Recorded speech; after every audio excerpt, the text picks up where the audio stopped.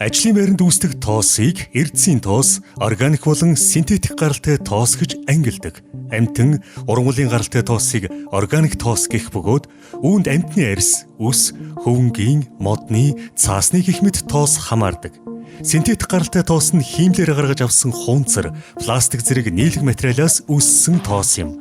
Харин эрдэсийн тоосыг чулуу шорооноос үүсдэг, цахиур агуулсан тоос гэж энгийнээр ойлгож болно.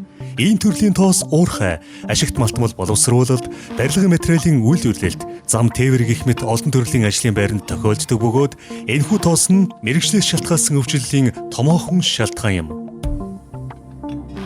Эдгээр тоосноос шалтгаалan гуурсан хоолойн архаг өрөвсөл, силикоз, антракоз, цементоз зэрэг уушиг тоосч хөвчний олон төрөл, кварц захиур, асбестийн тоосноос шалтгаалсан хавдар, харшил, бактери зэрэг өвчлөлүүд үүсдэг.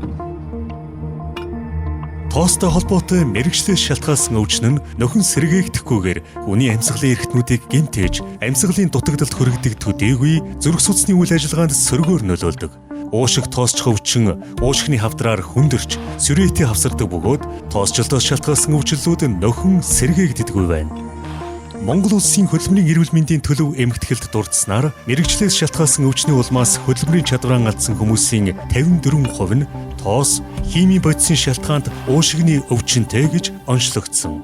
Эдгээр хүмүүст тоосноос шалтгаалan үүссэн гуурсан хоолойн архаг өрөвсөл, уушиг тоосч хөвчин хамгийн түгээмэл тохиолдсон.